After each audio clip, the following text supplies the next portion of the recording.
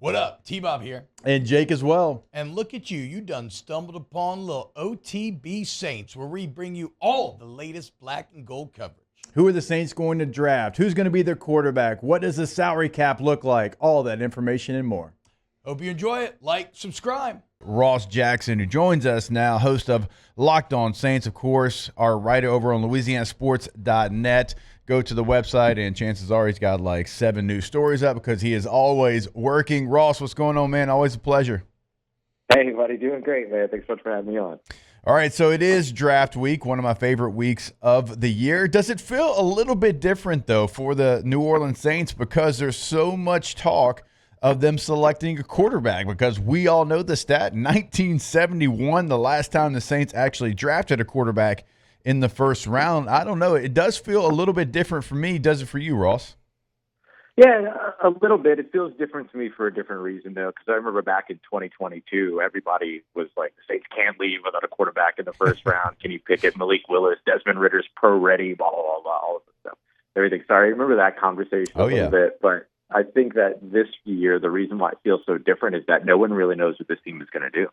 And it always feels like we got a little bit of a beat on what's going to happen. You know, Taliesin Fuanga was so obvious. Right. Brian Brzee was so obvious. Chris Olave, Trevor Penning, so obvious. And now all of a sudden, you get this new coaching staff in there, and there's so many opportunities, as you know well, when you get a new coaching staff in for cracks in the foundation.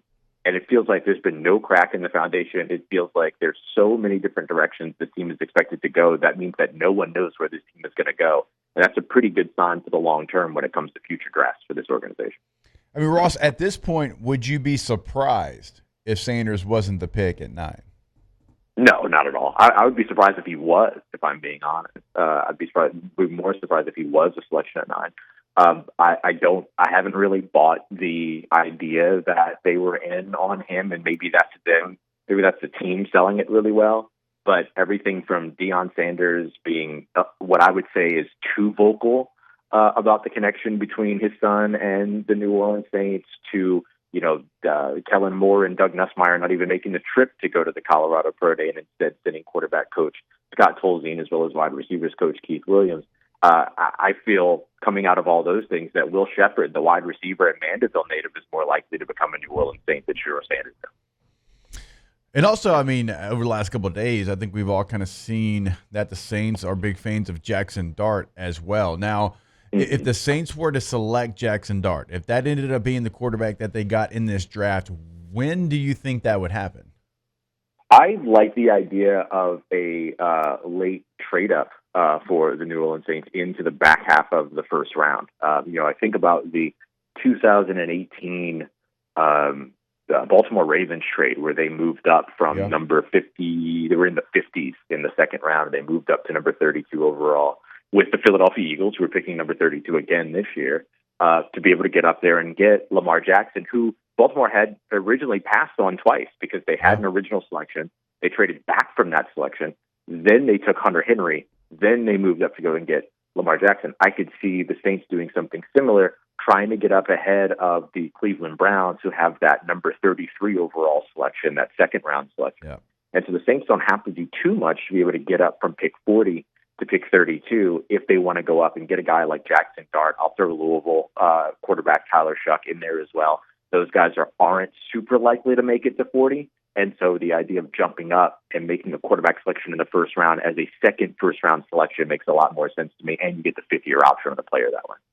Yeah, I think I saw you retweeted Schefter. It talked about the Saints already kind of exploring those options in the second round. So if you go from 40 and you go up to 32, what does that look like as far as the draft capital that you would probably have to give up? Yeah, if we use the Baltimore Ravens model from 2018, you're looking at the number 40 overall selection, next year's second round selection, and potentially some fourth round, one of the two fourth round picks, 112 or 131, to help you move up. And you might be able to get an extra pick back in return. For instance, when the Baltimore Ravens did this, they moved up and not only got pick number 32 overall, but they got pick number 132 overall in the fourth round as well. So it was a late round pick swap from 125 to 132 to get the Philadelphia Eagles to move back 20 spots in their first round pick back to the second round. And so I could see the Saints not necessarily having to give up as much to be able to make that leap, but being able to fall back a little bit in the fourth round, maybe going back from the fourth to the fifth round in exchange. You do a late round pick swap, next year's second round pick to exchange second round picks here to get up into that first round. Talking New Orleans Saints with our guy Ross Jackson here on OTB. Ross, so I was out all of last week, and there's a lot of things that were going on in the sports world, certainly here locally, and so I kind of missed all of the Derek Carr drama. Like, what is the latest there with Derek Carr, his shoulder, the injury, just everything that was surrounding him and his future with the Saints last week?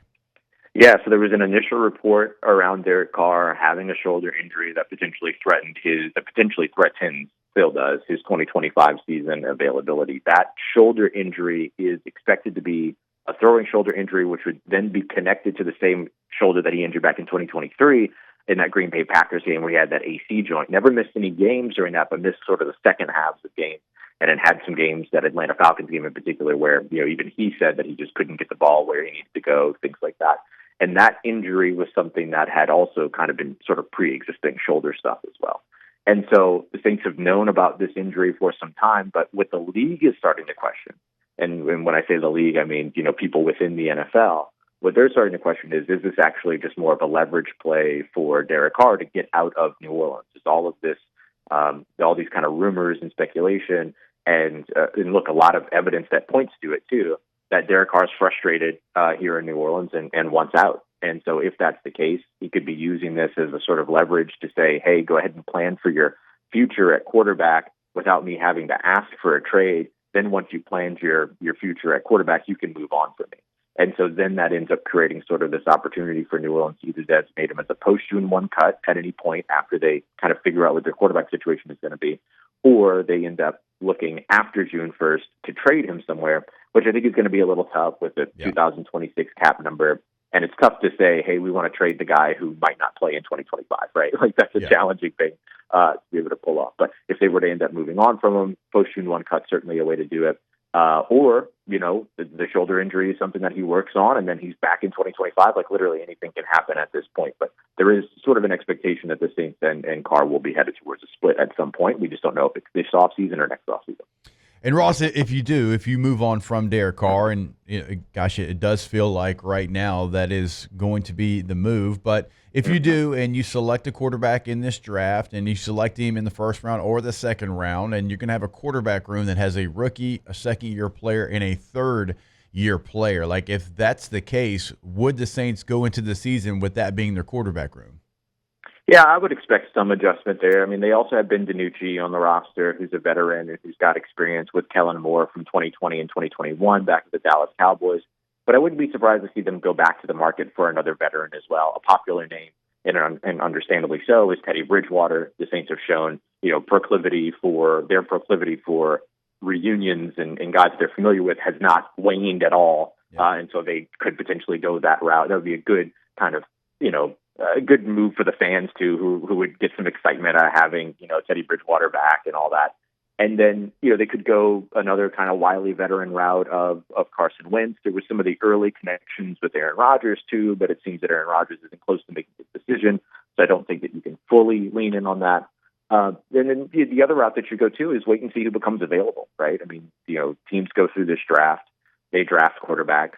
The quarterbacks they have in their room all of a sudden become expendable or potentially movable, and then so there's other conversations you can get in on there. But I would certainly expect either Ben DiNucci or another veteran to be on that roster. And then the Saints got to figure out with that first-year guy, second-year, third-year guy, which ones they're keeping and which one they potentially look to potentially move at some point if they decide to want to go that route as well.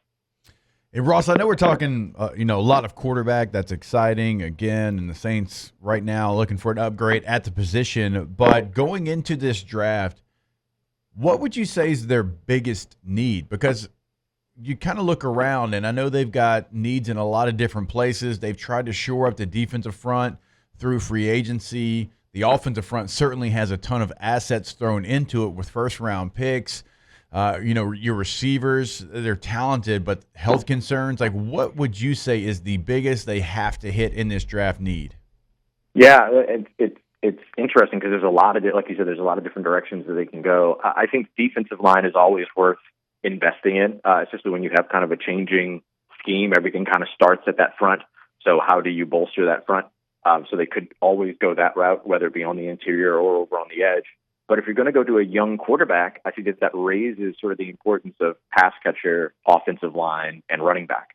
The Saints gave up 37 sacks last season. That's not a lot of sacks. And Derek Carr was only sacked 8 times over the course of the 10 games that he appeared in.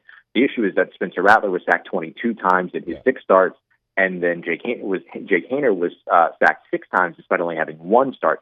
And so this is, and that's no shade at those guys. That's just part of being a young quarterback in the NFL. Things don't process the same way as an 11-year veteran, right? So that's obvious that's going to be a thing. And so you want to give those guys outlets. You want to make sure that your offensive line has depth and has good starters right at the top. You want to make sure that your quarterback's got big body pass catchers that they can rely on. You can do that early with a wide receiver like Tedero McMillan, or a tight end out of Penn State like Tyler Warren. You can go late. I think I said Mandeville native. I meant to say Madisonville native. Will Shepard coming enough. Coming out of Colorado a little bit later. Like, you don't have to necessarily sprint to the podium at 9 to address these, but there are ways you can do that. And then, of course, any young quarterback benefits from having a run game that they can rely on, and guys that can catch out of the backfield and check down situations. So how do you add to that running back room greater consistency next to Alvin Kamara? That's something they can do in this draft too. So I highlight all those things. It's tough to pick one. I think you always start in the trenches, right? So offensive line or defensive line, clearly kind of being the big step at 9.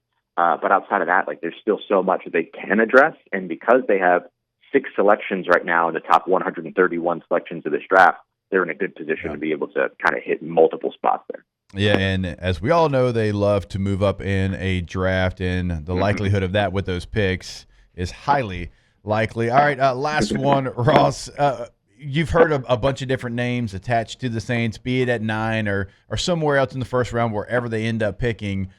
Of the names that you've kind of heard attached to the Saints, which one would leave you scratching your head, questioning everything the most?